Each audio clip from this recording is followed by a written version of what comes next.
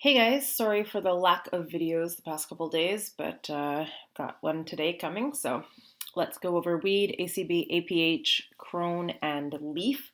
So I just want to touch on having a trade plan. So yesterday I posted, first thing in the morning before markets even opened, I posted my trade plan for weed. And I said I'm looking at two things. I said I'm looking either for us to lose 27 and to play an oversold bounce, or I'm looking us to break the lower highs on the hourly. And then I posted that my target was 29.50. The cool thing about this is that you can now you can post your plan, you can make your plan, and everyone should be making their plan for what they're going to do for the day and how they want things to go, and or how they'll react if they don't go the way that you want them to go.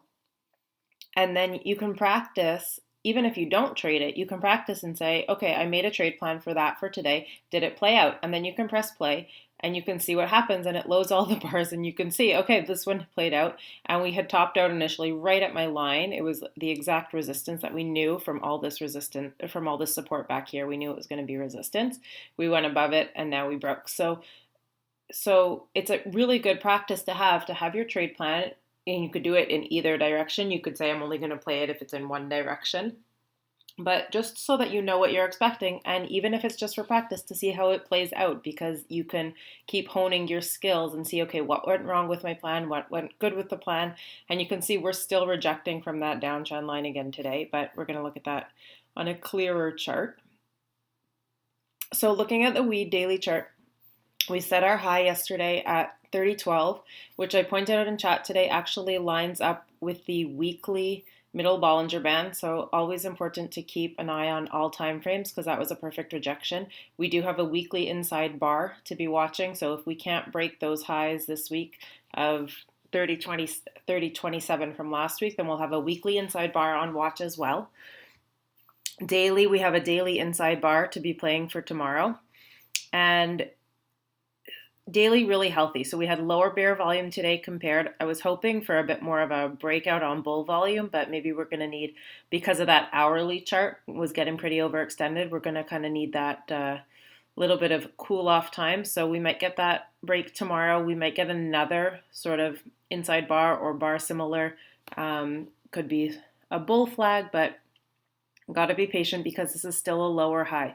So we're looking at that key resistance of 31.46, and it's all about that for me. And obviously we have to break 30.12 first to get there, and support we know is that $27 key range before 23.38. So still patiently waiting for that break. Obviously really good opportunities to play. In the meantime, today not so much. And one of the reasons I frankly didn't have a trade plan for today was because we had such a huge move yesterday that the plan was going to be, it's probably going to need to consolidate today if we can't break that high first thing. We had a lower open, we couldn't break that high, and we consolidated all day long. So we will patiently wait and see the inside bar break tomorrow. If we break it by a few pennies, it'll be significant because there'll probably be a lot of stop losses triggering under 29, but we could still be looking, if it doesn't give back too much. I don't want to see it give back much more than that if it's going to be a bull flag.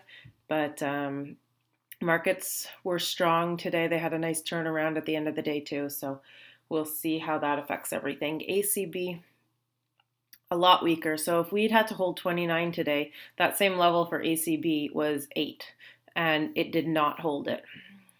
So we can see, looking at the hourly, that we couldn't hold 8, and then we had a nice huge dip down all the way to 775, and key support here is going to be that 756.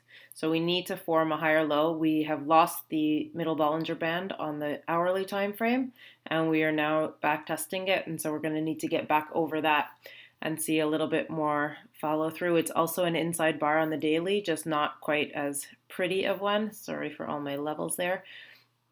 That was from yesterday's equilibrium pattern. I'll get rid of some of those lines and clean it up.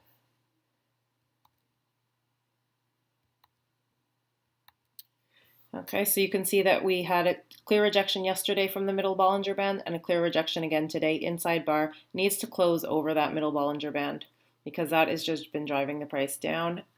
We can see rejection after rejection for days on end now.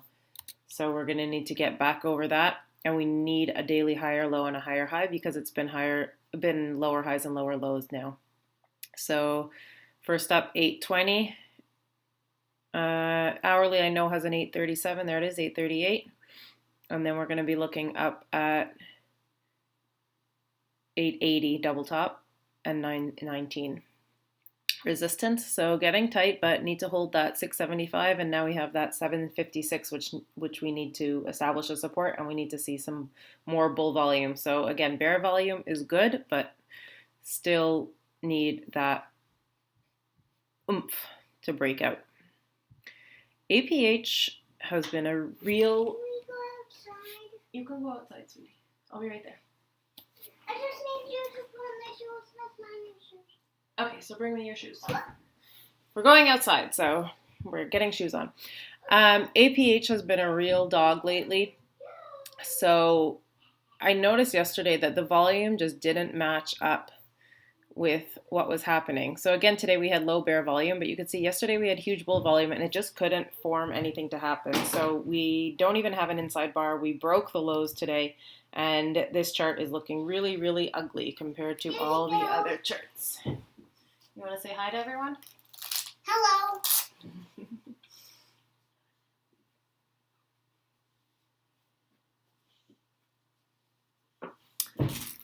So, CRON.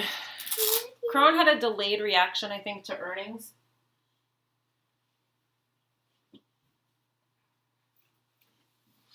The earnings came out yesterday, and they were not particularly good.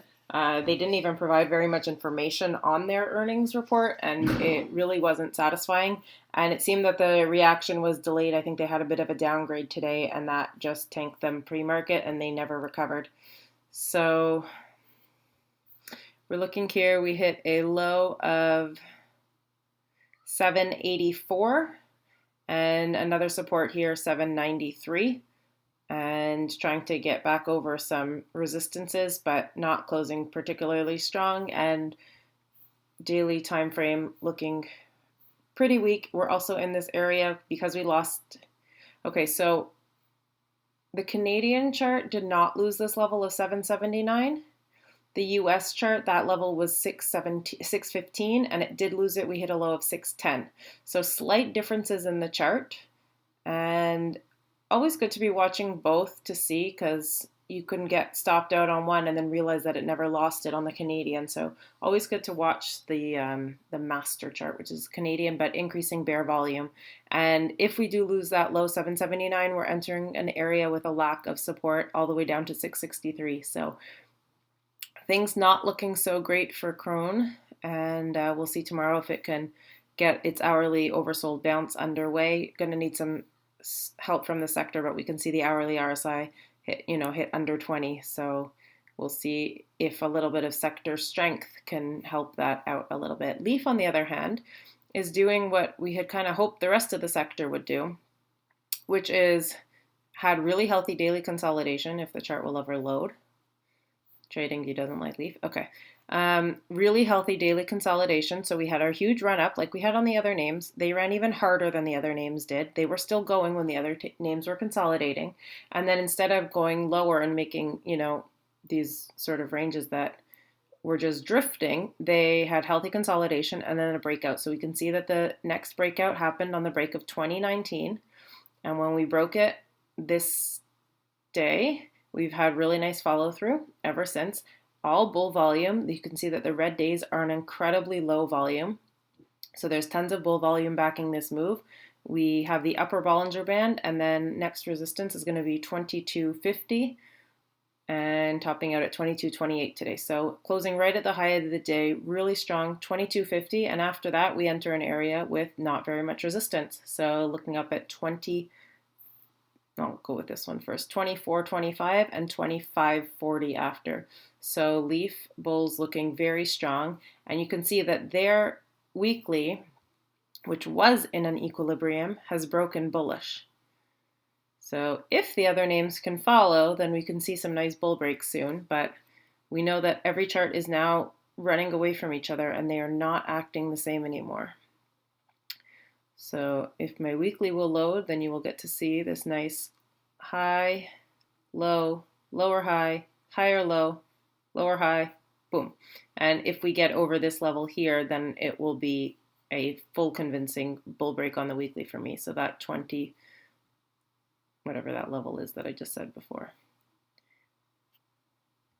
Okay, well, I don't really like Leaf so much, and apparently my computer doesn't either. I don't have a technical reason not to like Leaf. The chart is looking fantastic, so I guess personal bias is getting in the way of me trading it, which is never good. So don't let your personal biases get in the way of making gains.